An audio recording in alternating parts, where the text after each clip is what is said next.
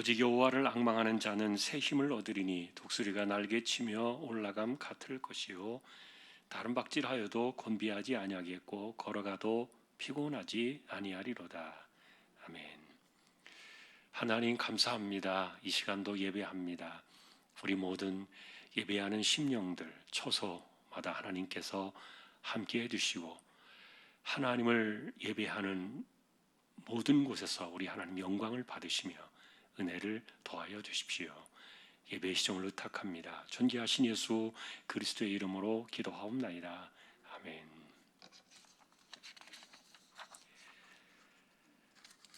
찬송가 191장입니다.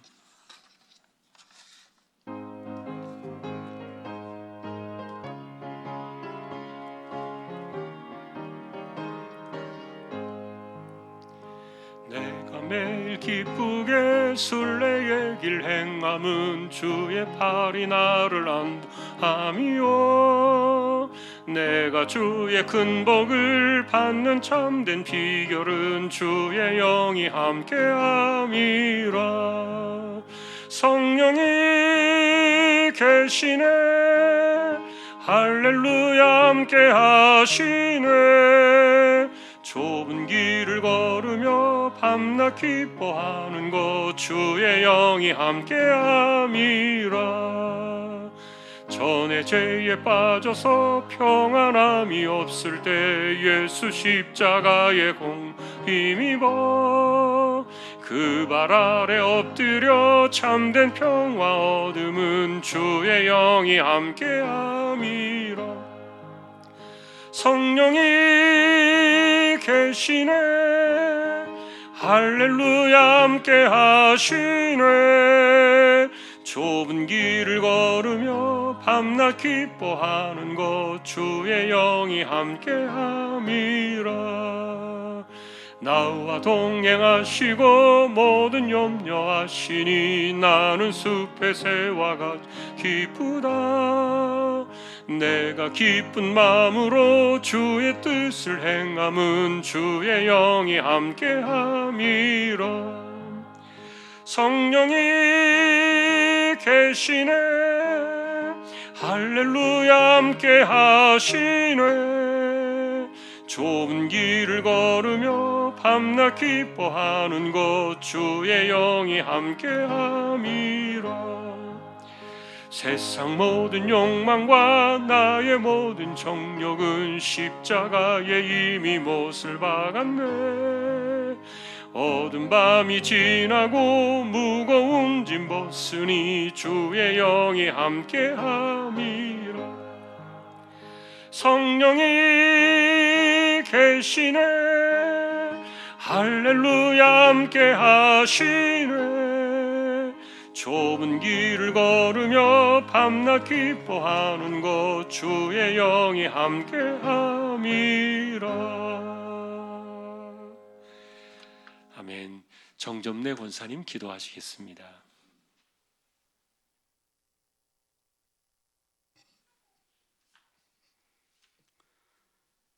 하나님 아버지 감사합니다.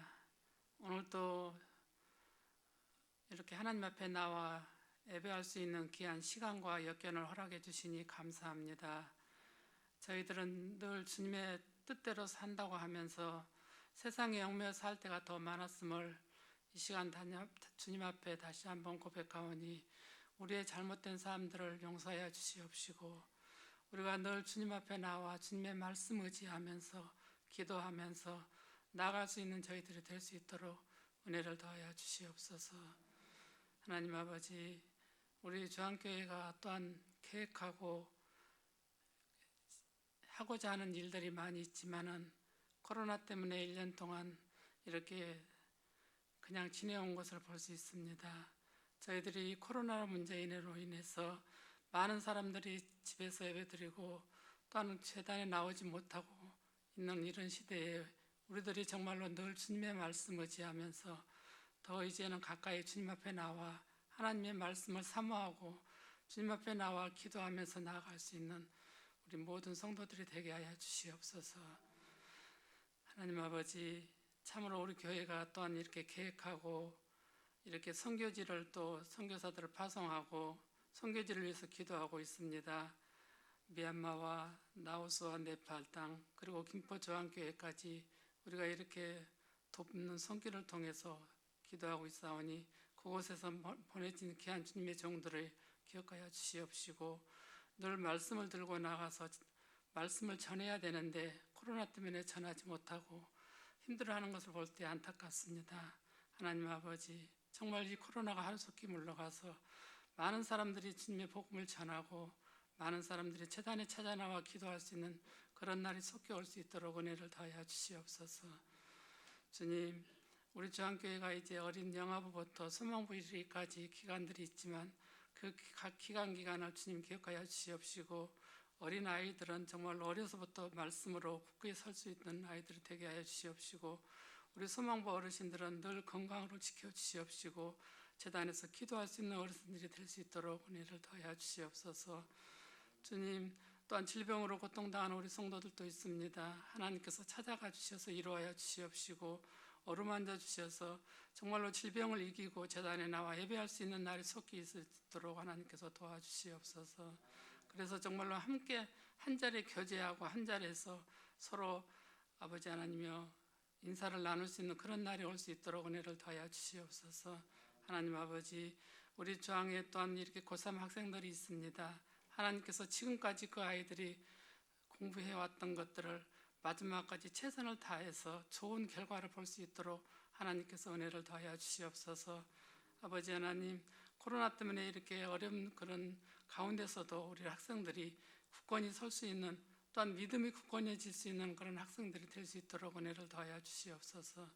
하나님 아버지, 이 시간에 또한 단에 세우신 우리 목사님에게 하나님의 말씀 주실 때에 그 말씀의 은혜가 되는 귀한 시간이 되게 하여 주시옵시고 우리들은 올 때는 빈마음으로 왔을지라도 돌아갈 때는 말씀의 은혜 받아서 더욱더 그 말씀을 붙잡고 또한 남은 한 주간도 살아갈 때에 힘이 될 수 있는 귀한 말씀이 되게 하여 주시옵시고 우리 목사님 늘 강건하게 붙들어 주셔서 주님 기도하시면서 성도들을 바른 길로 인도하시는 귀한 주님의 종이 될 수 있도록 하나님께서 은혜를 더하여 주시옵소서. 아버지 하나님, 우리 부교육자님들에게도 하나님께서 은혜를 더하여 주시옵시고 각자에 맡겨진 그 사명을 잘 감당할 때 항상 주님께서 늘 함께하여 주시옵시고 어디를 가든지 주님의 은혜가 늘 충만하는 우리 교육자들이 되게 하여 주시옵소서. 오늘 또 하나님께서 우리 성도들 이 자리에 모여주셔서 예배할 수 있는 귀한 시간 주신 것 감사하고 돌아갈 때도 은혜 받고 돌아갈 수 있는 귀한 시간이 되게 하여 주시옵소서. 우리를 죄에서 구원해 주신 예수님의 이름으로 기도드립나이다. 아멘.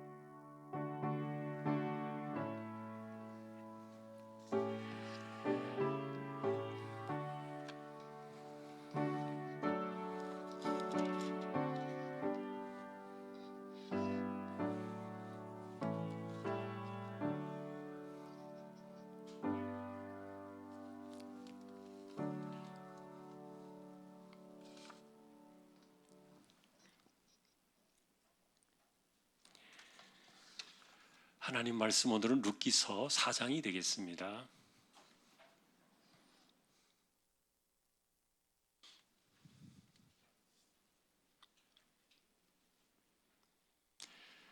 한 절씩 교독하겠습니다. 보아스가 성문으로 올라가서 거기 앉아 있더니 마침 보아스가 말하던 기업 물을 자가 지나가는지라. 보아스가 그에게 이르되 아무개여 이리로 와서 앉으라 하니 그가 와서 앉음에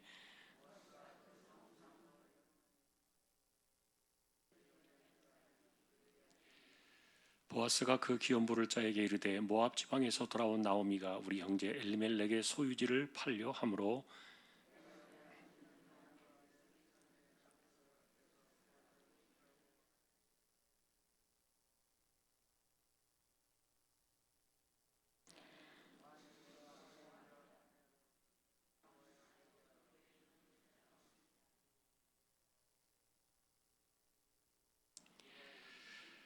보아스가 이르되 네가 나오미의 손에서 그 밭을 사는 날에 곧 죽은 자의 아내 모압 여인 룻에게서 사서 그 죽은 자의 기업을 그의 이름으로 세워야 할지니라 하니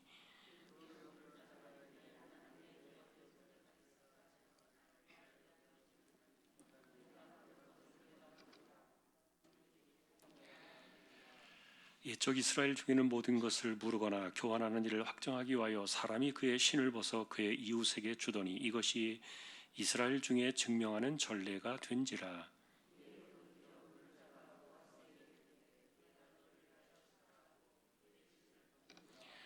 보아스가 장로들과 모든 백성에게 이르되 내가 엘리멜렉과 기련과 말론에게 있던 모든 것을 나오미의 손에서 산 일에 너희가 오늘 증인이 되었고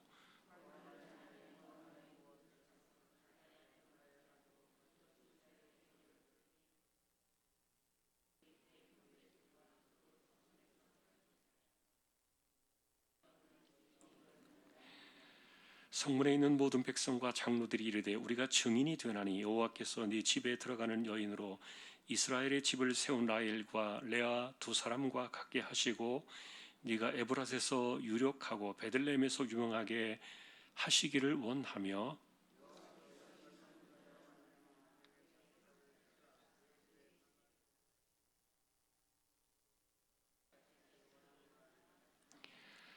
이에 보아스가 룻을 맞이하여 아내로 삼고 그에게 들어갔더니 여호와께서 그에게 임신하게 하심으로 그가 아들을 낳은지라.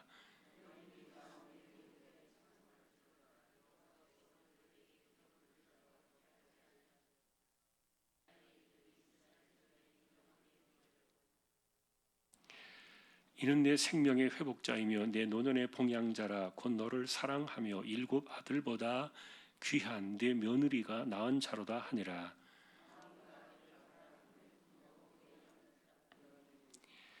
그의 이웃 여인들이 그에게 이름을 지어 주되 나오미에게 아들이 태어났다 하여 그의 이름을 오벳이라 하였는데 그는 다윗의 아버지인 이새의 아버지였더라.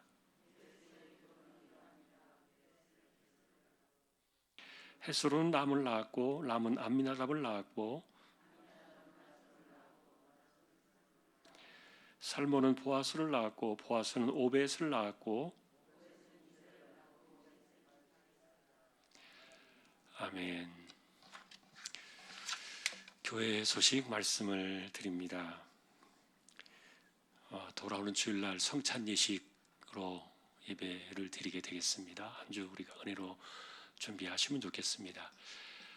지금 위드 코로나 해서 제한이 이제 다 풀어졌습니다만 여전히 또 숫자는 많이 나오니까 계속 강조를 드립니다만 여러분 다른 사람들 말 듣지 말고 마스크가 최고의 방역이니까 마스크는 꼭 쓰셔서 안전하게 끝날 때까지 잘 지낼 수 있기를 또 소망합니다. 구역 예배는 이번 주부터 드렸으면 좋겠다 말씀을 드렸고요. 그래서 오늘 예배 후에 구역 공과 잠시 구역장 공부하겠습니다. 할 수 있는 구역들 중심으로 시작해 주셔서 지금 저희가 보니까 평소 때 코로나 이전에 그 예배 드리는 숫자의 한 절반 정도가 지금 예배를 오고 계세요. 그러니까 그 정도만 돼도 지금 이제 감사하다 이렇게 생각이 들고 또 이제 집에서 하시는 분들도 계실 거고 못 하시는 분들도 계시겠지만 이제 다시 시작이라고 생각합니다. 하나씩 우리가 다시 또 쌓아 나가야 되고 그렇게 출발하면 다시 다 돌아오지 않겠습니까? 그런 마음 가지고 우리가 이번 주부터 다시 구역염 시작하고요. 그리고 이제 예배전 찬양 인도 다시 또 합니다. 그리고 전도회 총회 있으시죠?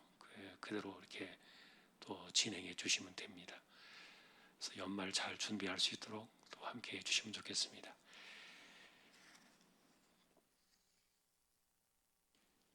이제 35구역 찬양으로 영광을 돌리겠습니다.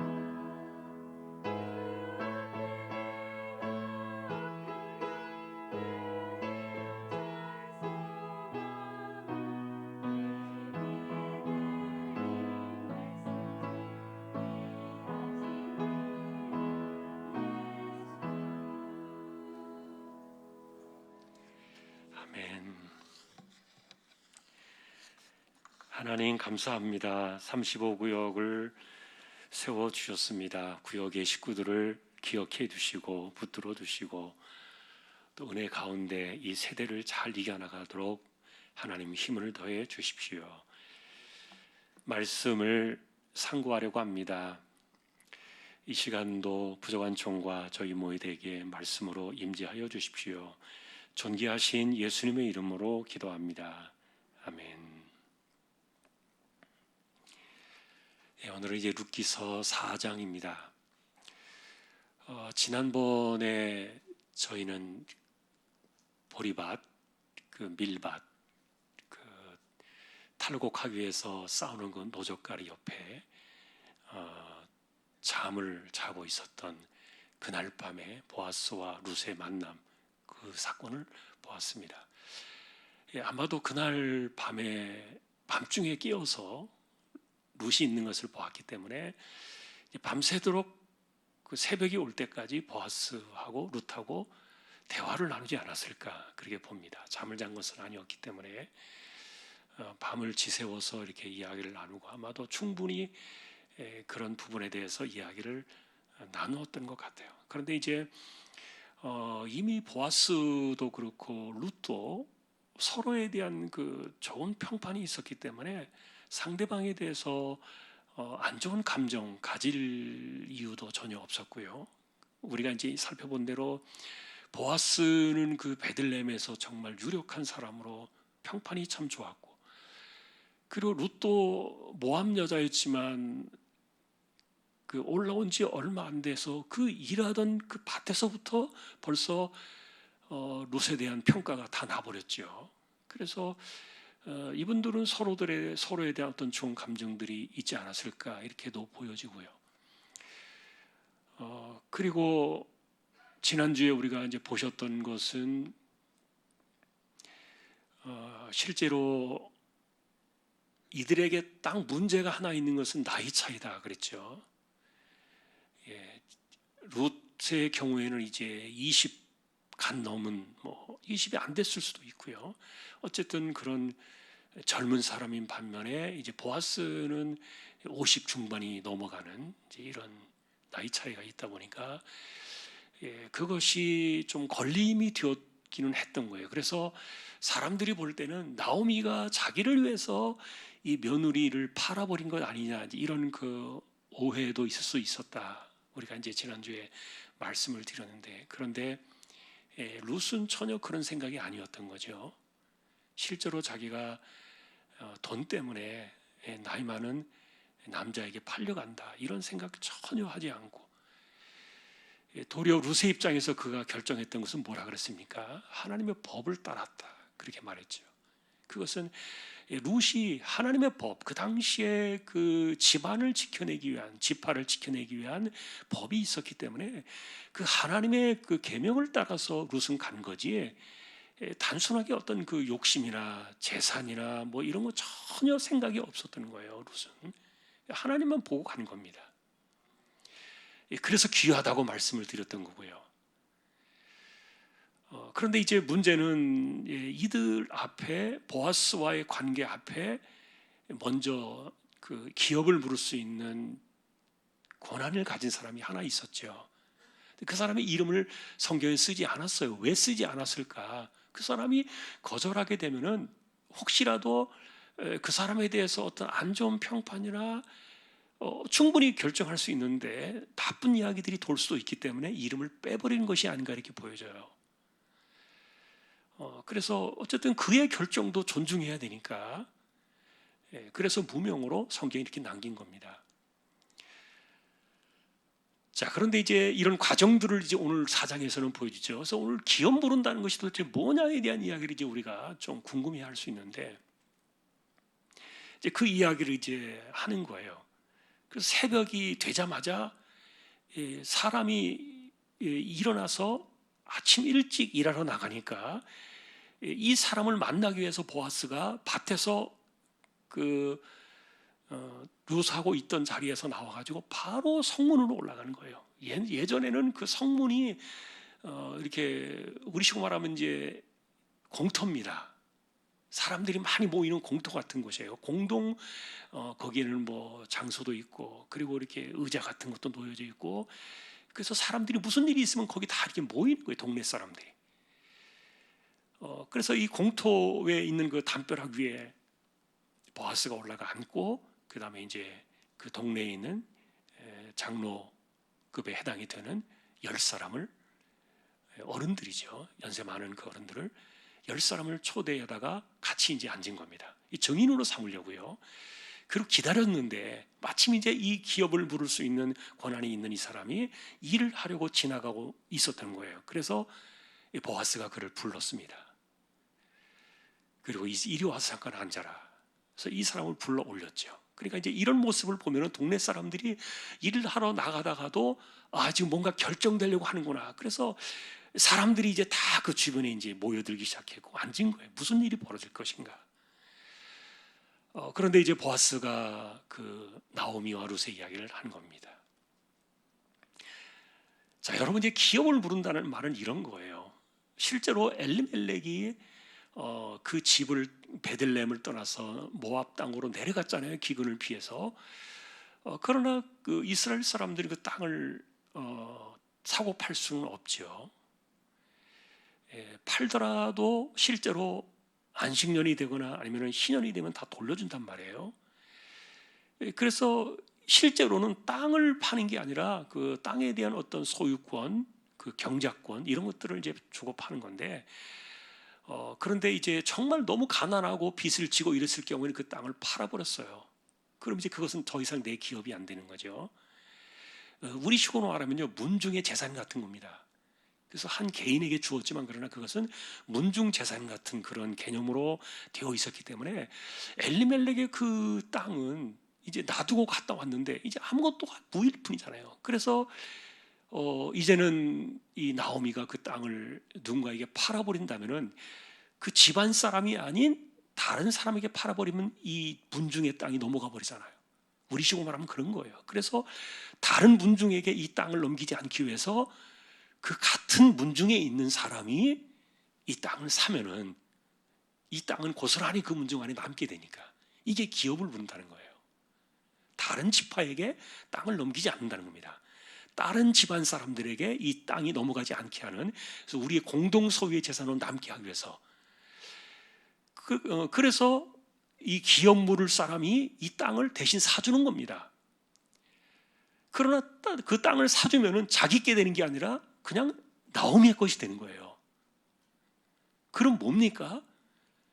내가 땅값만 치르고 나는 하나도 내게 돌아오는 게 없는 거예요.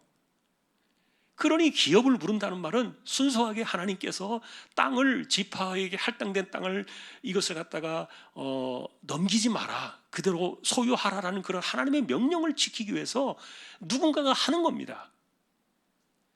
그것을 지켜내기 위해서 그냥 이 땅을 누가 돈 주고 지켜내는 거예요. 그 값을, 땅의 값을. 그러니까 아마도 그 땅을 누군가에게 이렇게 넘겨놓고 갔겠지요, 엘리멜렉이. 근데 그것을 다 그냥 물어주고 이것을 땅을 이제 나오미에게로 돌려준 겁니다.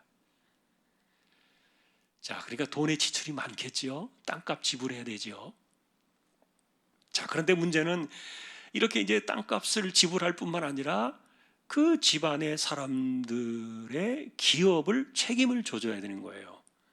그런데 엘리멜렉의 두 아들이 기련과 말론이 있었는데 아마 이 룻이 그 첫 며느리였는지 아니면 둘째 며느리였는지 정확하지 않습니다만, 그러나 이 성경의 이름의 숫자로 순서로 본다면 이제 말론의 아내였으니까 둘째 아들이 아니었을까 이렇게도 보여져요. 첫 번째 아내였던 오르바는 돌아갔고, 어쨌든 뭐 첫째나 둘째나가 중요하진 않습니다. 그러나 이제 지금 함께 돌아온 그 딸린 식구라고 하는 유일하게 바라볼 수 있는 희망은 그 말론의 아내였던 룻밖에 없는 거예요. 그래서 이 룻을 통해서 그 집안을 이제 다시 이렇게 세우는 겁니다. 그러니까 여기서는 이제 통째로 말하면 산다 이렇게 표현되어 있지만 사람을 사고 파는 것은 아니고요. 그 집안을 사는 겁니다. 집안을 산다는 말은 룻만 아내로 데려가지만 그러나 룻이 낳게 되는 그 아들이나 그 집안의 이제 모든 생계, 그리고 룻이 낳아가지고 태어나게 될 그 아들의 그 아이의 모든 생계를 이 사람이 다 책임을 지는 거예요. 그러니까 이 집안의 모든 살림을 다 떠맡는 게 이게 기업 부른다는 겁니다. 그래서 첫 번째 기업 물을 권한이 있는 이 사람은 자기 너무 손해가 커서 못하겠다 이런 거예요. 돈이 너무 많이 드니까, 자기에게 돌아오는 것이 너무 없으니까. 그리고 이미 가정이 있잖아요. 보아스의 경우에도 이미 가정이 있을 겁니다. 보아스에게도 아내가 있고 자식들이 있겠죠. 그러나 이제 집안 하나 더 건사하는 거예요. 집안 하나 더 책임져 가지고 그 나오미의 집안 전체를 자기가 살림을 책임져 주는 거예요. 돈 다 책임져 주는 거예요. 이게 기업 무르는 거예요. 여러분들이 아마 기업 무른다는 게 도대체 무슨 말인가 아마 이런 생각들을 하셨을 텐데, 어쨌든 보아스에게는 그래서 룻하고 결혼하는 관계 이외에는 모든 것을 다 자기가 돈으로 다 대주고 해결해주고 그 집안을 고스란히 살려주는 거예요. 자, 이 일을 하겠느냐 이렇게 했더니 이제 이 사람이 나는 너무 손해가 커서 내가 그만한 돈 지불할 게 없어 못하겠다. 그래서 10명의 증인들 앞에서 동네 사람들이 있는 가운데 이것을 이제 확정을 짓고 이제 관례에 따라서 그 사람의 신발을 벗어서 이렇게 주었어요. 나는 이건 못하겠다. 당신에게 결정권이 있다. 그래서 이제 이 결정의 권한이 보아스에게로 돌아오니까 이 보아스는 약속한 대로 이 나오미의 집 전체를 책임지는 그런 사람으로 이제 서게 된 거예요. 자, 그런데 이제 어쨌든 아들을 낳았어요. 결혼해서 룻하고 보아스하고 이제 공식적인 합법적인 그 집안의 기업 물을 자가 되었기 때문에 아들을 낳았어요. 그럼 이제 그 당시에 관례로 의하면 이 아들은 누구의 아들이 되느냐? 여러분이 성경에 보시면 알겠지만 나오미의 아들이다 이렇게 말하죠. 물론 나오미의 아들은 아니고 그 아들, 나오미의 아들이었던 죽은 아들 말론의 아들로 이것이 이제 등록이 돼요. 그리고 보아스의 아들은 실제로 아니에요. 보아스가 아버지는 맞지만 그러나 실제로 이 아이는 나오미의 아들처럼 여겨지고 그리고 나오미가 이 아이를 길러요. 그래서 이제 성경은 예를 들면 여러분 예전에도 제가 몇 주 전에 말씀을 드렸지만 이 당시 나오미의 나이가 한 50 중반이 좀 넘었을 것이다 이렇게 보는 거예요. 그러면 여러분 지금 젊잖아요. 50 중반이 뭐 할머니인가요? 요즘은 뭐 할머니도 아니에요. 할머니가 될 수도 있지만 옛날에 50하고 지금 50하고는 너무 차이가 많이 나요. 그래서 지금은 우리가 나이를 계산할 때 그렇게 하지 않습니까? 0.7 곱하라 그러잖아요. 예를 들어 50살, 지금 50살이면은 57이 35, 35살이에요. 수십 년 전에. 지금 60살이면은 이제 42살이에요. 건강 상태가 그렇게 달라진 거예요. 70살이면은 어떻게 되는 거예요? 49살이에요. 한 40년 전, 50년 전에 그 당시 그 나이와 비슷한 거예요. 그러니 우리 시대에 지금 우리의 관점으로 50대 중반이 나이가 젊다 이런 개념이 아니라 그 당시에는 할머니예요. 완전히 할머니. 그런데다가 이 나오미는 마음고생 많이 했잖아요. 죽을 고생하고 정말 죽을 구덩이에서 살아나왔잖아요. 그러니까 사람들이 얼굴도 몰라왔다 그랬죠. 너무너무 고생해서 늙어버린 거예요. 팍 늙어버린 거죠. 사람 알아보지 못할 정도로 너무 늙었는데. 그런데 이 나오미에게 이제 희망이 생긴 거예요. 이 어린 아기가 생겼으니까. 이 아이가 이제 자기 집안을 망한 집안이 아니라 자기 집안을 이렇게 세울 희망으로 알고 이 아이를 기르면서 이 나오미에게도 희망이 생긴 거죠. 여러분, 나이 드신 분이, 나이 드신 할머니가 이 어린아이를 기르는 것이 쉽지 않아요. 그런 룻이 있기 때문에 뭐 다 나오미가 했겠어요? 그거 아니죠. 옆에서 돌보는 것이죠. 그런데 이 아이를 내 아이처럼 이렇게 돌보면서 기를 때 이 나오미의 인생이 얼마나 생기가 있고 힘이 있겠어요. 여러분의 애들한테서 들어오는 그 힘이 얼마나 큰지 여러분 아시지 않습니까? 나이가 들수록 어린아이들에게서 그 애기들한테서 오는 그 에너지가요, 이게 보통이 아니에요. 나오미가 그 힘으로 살아요. 하나님이 그 집안을 이렇게 세우신 것이죠. 7 아들보다 귀한 며느리다. 참 얼마나 사람들이 그렇게 이 룻을 평가했는지 몰라요. 정말 좋은 평판이에요. 대단한 분이죠, 이분은. 자, 그런데 우리가 이제 성경을 이제 돌이켜서 마지막 결말을 보면은요, 여러분 우리나라 조선시대 때 그 엄마가 천한 종 출신이었으면은 그 낳은 아이는 뭐라 그럽니까? 서자 그랬습니다. 서자죠. 서출 그랬죠. 서출, 서자. 그 뭐냐면은 그 어머니의 신분이 천하다는 거예요. 어머니의 신분이 엄마의 신분 천하니까 아버지가 누구냐가 상관이 없어요. 뭐 영의정을 지내든 뭐 무슨 뭐 대감이든 어쨌든 간에 그 소생이 그런 그 천한 신분을 통해서 태어나면 그 아이는 평생에 그런 굴레를 줬는데, 근데 희한한 것은 우리가 성경을 보면은 이 다윗 집안에 이 메시아의 족보에 올라온 사람들이 전부 서자 출신인데요. 이게 참 희한한 거예요. 왜냐하면 이 역사를 베레스로부터 따지는데요. 여러분이 베레스 18절에 보면 베레스부터 이 계보를 따지잖아요. 이 베레스가 누굽니까? 다말의 아들이에요. 다말이 누구에게서 아들을 낳았어요? 시아버지에게서 아들을 낳았어요. 남편이 죽었기 때문에, 남편도 죽고 그 형제들도 죽고 아무도 없었기 때문에. 그래서 이 다말이 시아버지였던 유다를 통해서 낳은 아들이 베레스입니다. 그러니까 이거는 서자도 이거 보통 서자가 아니죠. 그런데 이 베레스로부터 이 계보가 나오는 거예요. 근데 이 18절부터 나와 있는 이 마지막 룻기의 계보를 보니까 베레스로부터 다윗까지 이 10대의 그 계보를 이야기해 주고 있는데, 10명의 계보를 이야기해 주는데, 이게 역대상 2장과 사실 마태복음에 나와 있는 그 족보하고 보면 약간의 차이는 있어요. 그런데 시간의 어떤 그 오차는 좀 있고 좀 생략한 것도 있는 것 같아요. 그럼에도 불구하고 우리가 이 계보 가운데서 보면은 실제로 룻은 그 당시 지금 표현으로 말하면 천출이에요. 모압 여자니까. 그럼 룻이 낳은 그 아들은 오벳 아닙니까? 다윗의 할아버지 오벳이었는데 이 오벳은 서자입니다.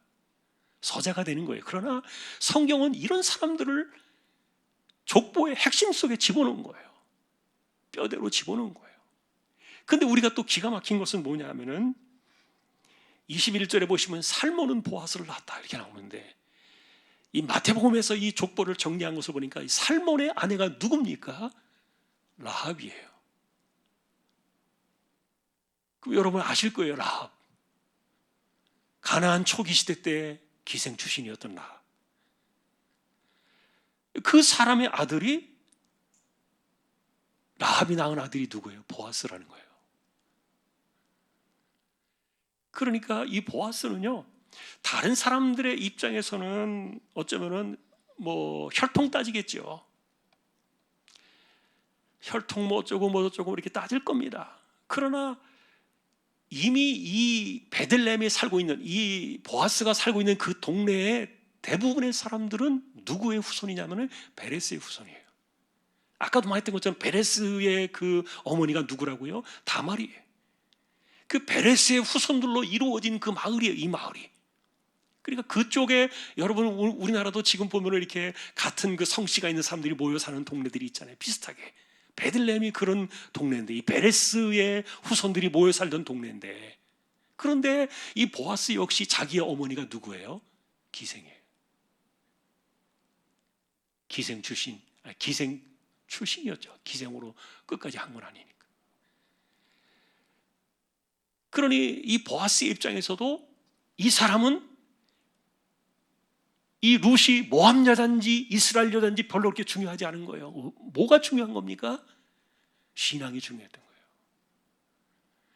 하나님에 대한 신앙이 더 중요했기 때문에 이 여자가 어떤 여자인가를 중요하게 여기지 않았어요. 왜냐하면 자기 어머니도 이 라합도 가나안 여자였기 때문에 이스라엘 출신 아니에요.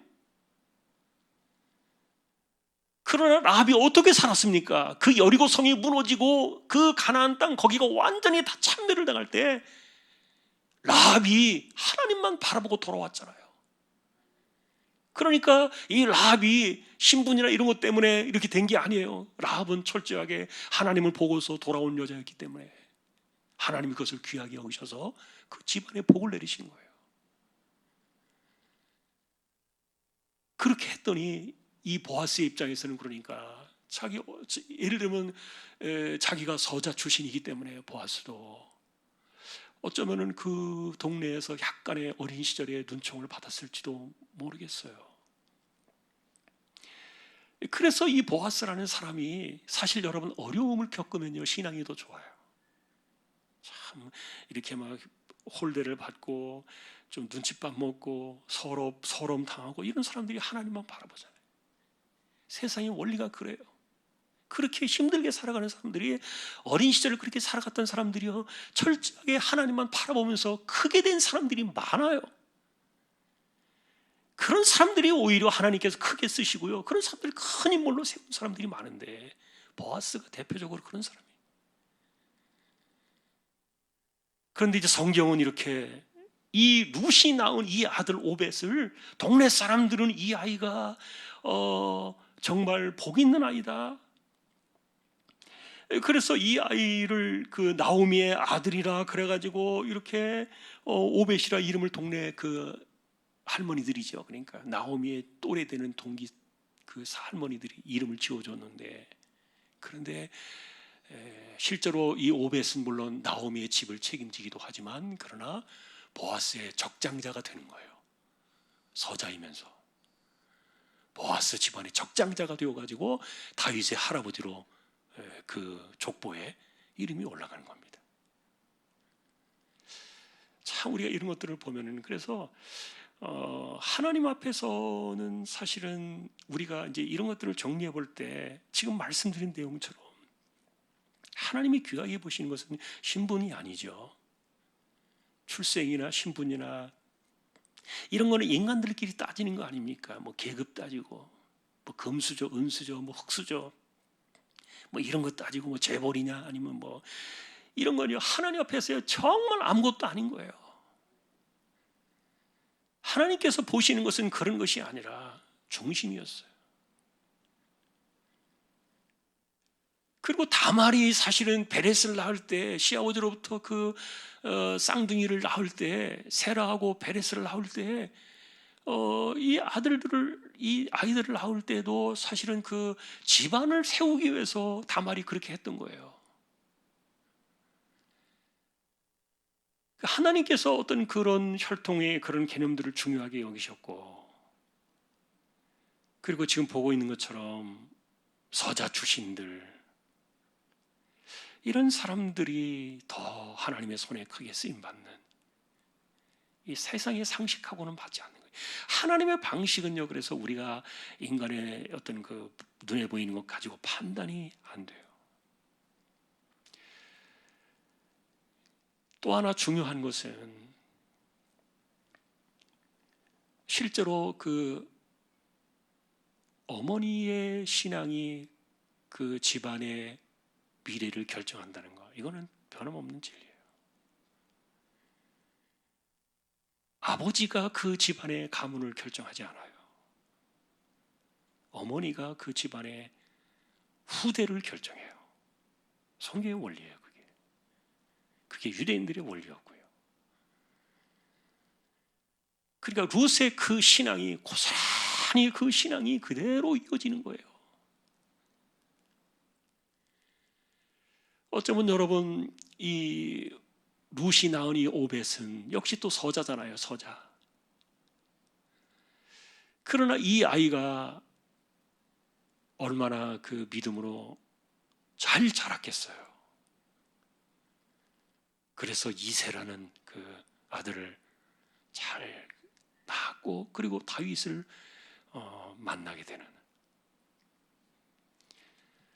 자, 오늘도 우리는 이런 원리들을 이제 바라보면서요. 이 핵심 속에는 역사의 주권 속에는 하나님의 손이 있고 그리고 누군가는 희생하고 팔려가는 것 같고 그게 죽는 것 같이 보일 수 있을지 모르겠지만, 그러나 믿음으로 살아가는 한 사람의 희생과 헌신이요 반드시 그 다음 세대를 살려내는 거 보는 거예요. 겉으로 볼 때는 이 룻이 얼마나 자기를 들여서 헌신합니까? 자기 인생은 없는 거예요. 룻에게 자신에게 젊은 날 어떤 자기가 하고 싶은 거, 놀고 싶은 거, 즐기고 싶은 거 없는 거예요. 그런 게 자기를 희생하고 헌신하고 정말 하나의 미랄처럼 이렇게 드렸더니 그 집안이 살고 이스라엘이 살고 그리고 전체가 사는 그 역사의 그 핵심 속에 서는 거예요. 오늘날은 여러분 이런 개념들이 지금 많이 사라지고 있잖아요. 네가 즐기는 것을 하라, 네가 즐거운 것을 하라, 희생, 헌신 이런 걸 바보라고 말해요. 이 바보 같은 인간이라고 얘기해요. 그러나 그런 헌신들을 하나님께서는 절대로 그냥 보지 않으십니다. 다 그것을 챙겨주십니다. 자, 룻기엘의 이와 같은 마지막 결말들을 보면서 하나님은 정말 살아계시다, 우리 하나님 앞에 어떻게 사는가 너무너무 중요합니다. 신앙을 가지고 살아가는 사람들, 그들의 삶을 통해서 하나님은 다 계산하고 계십니다. 다 정리하고 있고 계산하고 있고 다 판단하시고 다 보는 거예요. 오늘 우리와 같은 그 헌신된 신앙, 또 그것을 갚아주시는 하나님의 은혜, 헤세드의 은혜죠. 하나님의 인자하심의 그 큰 은혜가 오늘도 믿음으로 살아가는 저와 여러분들의 우리의 삶 속에도 이런 은혜가 함께 할 수 있기를 주님의 이름으로 축복합니다. 찬양하겠습니다. 204장입니다.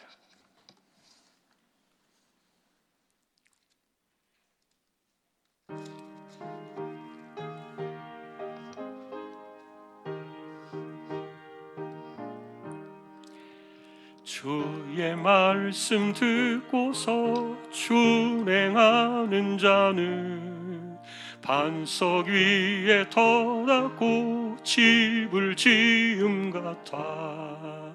비가 오고 물나며 바람 부딪혀도 반석 위에 지은 집 무너지지 않네. 잘 짓고 잘 짓세, 우리 집 잘 짓세. 만세 반석 위에다 우리 집 잘 짓세.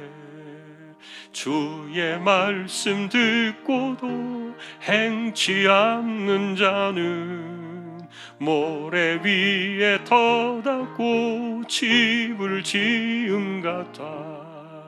비가 오고 물나며 바람 부딪힐 때 모래 위에 세운 집 크게 무너지네. 잘 짓고 잘 짓세, 우리 집 잘 짓세. 만세 반석 위에다 우리 집 잘 짓세. 세상 모든 사람들 집을 짓는 자니 반석 위가 아니면 모래 위에 짓네. 우리 구주 오셔서 지은 상을 줄 때 세운 공로 따라서 영영 상벌 주리. 잘 짓고 잘 짓세, 우리 집 잘 짓세. 만세 반석 위에다 우리 집 잘 짓세. 아멘. 감사 예물 하나님께 드립니다. 하나님이 저희 가족에게 평강 주심에 감사드리며 영주권을 허락해 주셔서 감사 예물 드립니다. 하나님께서 기억해 주시고 또 그 가정을 붙드시며 승리하는 귀한 가정 되게 해 주십시오. 하나님 감사합니다. 오늘도 우리가 말씀을 듣습니다. 하나님은 인간의 삶을 다 보고 계시고 판단하시고 평가하시고 헌신하는 그 사람들의 삶을 붙드셔서 절대로 헛되지 않게 하시고 그냥 생고생으로 하다가 끝나버리는 그런 인생이 안 되게 하셔서 열매를 주시고 결과를 주시고 후손들에게 복을 주시고 우리가 이와 같은 하나님의 섭리들을 기억하며 오늘 우리의 말씀에 도전을 받습니다. 우리는 세상이 말하는 소리에 귀를 기울이며 사는 사람들이 아니라 하나님을 기쁘시게 하기 위하여 말씀을 따라 살기를 결단하고 그것이 비록 힘들고 어려울지라도 고단할지라도 하나님이 기뻐하신다면 기꺼이 헌신하며 순종하며 따라갈 때 하나님이 더 큰 일들을 이루시는 하나님의 놀라우신 일들을 다 보게 하여 주옵소서. 이재용 집사님, 최태경 청년, 신비한 집사님, 조인성 청년, 김한솔 청년, 백형래 집사님, 조말순 집사님, 연약한 이들을 의탁합니다. 암치료하시는 분들 오늘도 힘을 주시고 그 몸을 꼭 붙들어 주시며 연세 많으신 분들 기력을 더해 주시고 맑은 정신 총기가 흐려지지 않게 하여 주옵소서. 백신과 그리고 코로나 때문에 세상을 떠난 이들도 있고 어려움을 겪는 일도 있지만 지금까지 우리를 지켜주신 것 감사합니다. 앞으로도 하나님 우리 모두를 붙들어 주시고 이 혼란의 비가 쏟아질 때 우리가 이때를 잘 지나갈 수 있도록 은혜를 주시고 또한 하루속히 안정된 치료제를 주셔서 우리가 염려하지 않고 치료해 나가며 살아갈 수 있도록 지켜주시기를 다시 한번 소망합니다.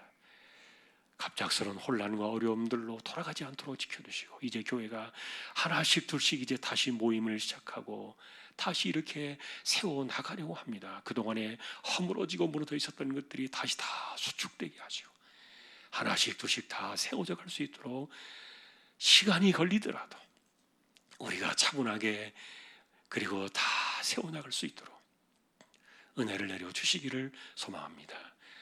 21명의 자녀들을 하나님이여 기억해 주시고 이제 한 주가 남았습니다. 하나님께서 꼭 붙들어 주십시오. 복음문에 나가 있는 주님의 종들 선교지를 꼭 기억해 주시고 개척된 교회와 세우신 총과 하나님의 나라와 백성들을 오늘도 기억하여 주시기를 원합니다. 정치판이 요동을 치고 있습니다. 새로운 리더십을 세워야 되는데 하나님 앞으로 이 땅을 불쌍히 여기시는 희망이 있는 지도자들이 세워지도록 역사해 주시고 은혜를 더하여 주옵소서. 예배를 마치고 돌아갑니다. 우리의 발걸음에 우리의 삶은 세상이 가는 길이 아니라 하나님이 원하시는 것 그리고 하나님 말씀을 따라 살기로 다짐하며 이 길을 묵묵히 걸어가는 승리하는 믿음의 사람들 모두가 되기를 다시 한번 우리 주님의 이름으로 간절히 기도하오며 우리 주님 예수 그리스도의 은혜와 하나님 아버지의 사랑과 성령님의 감화 감동 위로 인도 교통 충만하심이 하나님 앞에 믿음으로 살아가며 세대를 일으키고 집안을 일으키며 다음 세대에 희망을 주며 승리하기를 원하는 우리 모든 믿음의 사람들 주왕의 식구들 위해 이제로부터 영원까지 함께 있을지어다. 아멘.